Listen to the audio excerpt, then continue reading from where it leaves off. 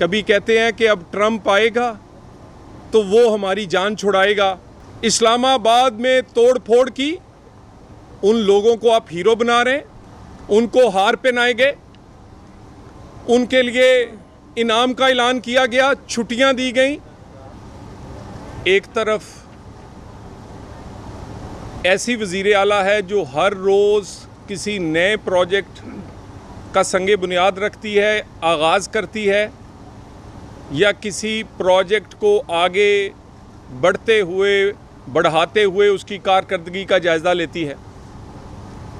कभी ट्रैक्टर चलाकर किसान के साथ, कभी धीरानी प्रोग्राम करके उन लोगों के और उन बच्चियों के सर पे हाथ रखती है जिनका कोई पुरसाने हाल नहीं। कभी बेहतरीन हॉस्पिटल का संगे बुनियाद रखकर, और कभी कारपेट सड़कें उसका संगे बुनियाद रखकर किसी न किसी फलाही प्रोजेक्ट का रोज़ संगे बुनियाद रखती है। और दूसरी तरफ वो वज़ीर आला जो तब्दीली के नाम पर मुंतखब हुए और पिछले 8 महीने से कोई एक प्रोजेक्ट, कोई एक काम ऐसा जो किसी आम आदमी के लिए या केपीके के लोगों के लिए किया गया हो, नज़र नहीं आएगा। कभी धमकी, कभी धौंस, कभी धरना, कभी जलसा, कभी तहरीक, रोज़ आप यही देखेंगे। केपीके के लोग दहशतगर्दी का शिकार है। केपीके के लोग सेहत की सहूलतें ना होने की वजह से बहुत ज़्यादा पंजाब और कुछ इस्लामाबाद के हॉस्पिटलों में आने पर मजबूर हैं। केपीके में कोई धीरानी प्रोग्राम नहीं, किसी किसान के लिए ग्रीन ट्रैक्टर या किसी ऐसे आदमी के लिए जो बिजली का बिल नहीं दे सकता उसके लिए सोलर का प्रोजेक्ट नहीं है।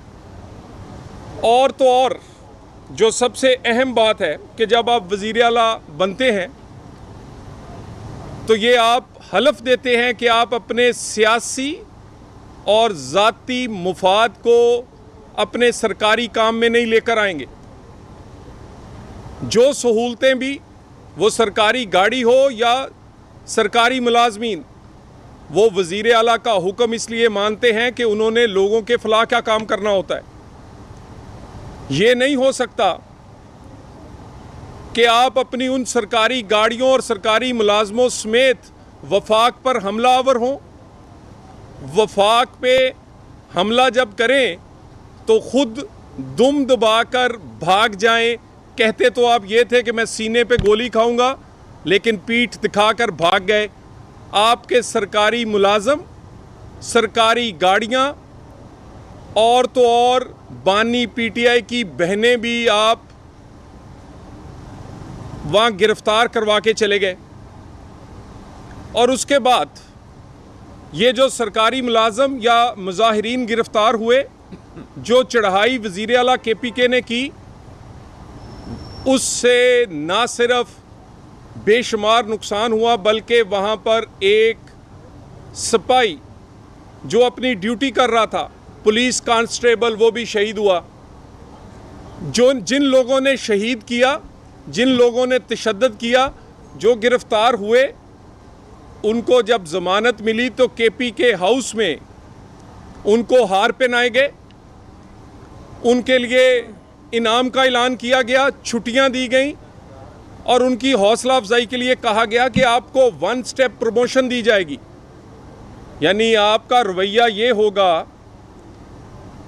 कि एक तरफ दुश्मन से लड़ने वाले और दहशतगर्दी से लड़ने वाले जो शहीद हुए पाकिस्तान के फोर्सेस के लोग, उनकी यादगारों को भी आपने अपने पांव तले रौंदा।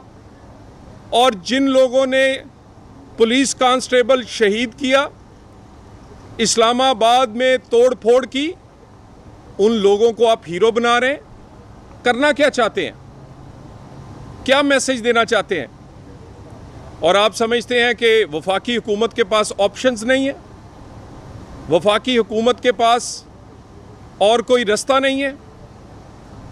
हर चीज़ की एक इंतहा होती है और एक इंतहा के बाद जब कोई रेड लाइन क्रॉस करता है तो फिर बहुत सारे आईनी ऑप्शंस मौजूद हैं वफाकी हुकूमत और रियासत के पास। और ये देख लिया है आपने, ये मैं पीटीआई से मुखातब हूँ, वो आज अपनी शर्मिंदगी, अपनी शिकस्त और अपनी नाकामी छुपाने के लिए जो उन्होंने पिछले 2.5 साल में इस पाकिस्तान में किया, इनकलाब के नाम पर, सियासत के नाम पर, तब्दीली के नाम पर, आज अपनी शिकस्त, नाकामी, शर्मिंदगी मिटाने के लिए कभी उसे डील का नाम दे रहे हैं, कभी कहते हैं कि अब ट्रंप आएगा तो वो हमारी जान छुड़ाएगा। ये डील की अफवाहें, ये ट्रंप का नाम शिकस्त तस्लीम कर रहे हैं और अपनी फेस सेविंग चाहते हैं आप।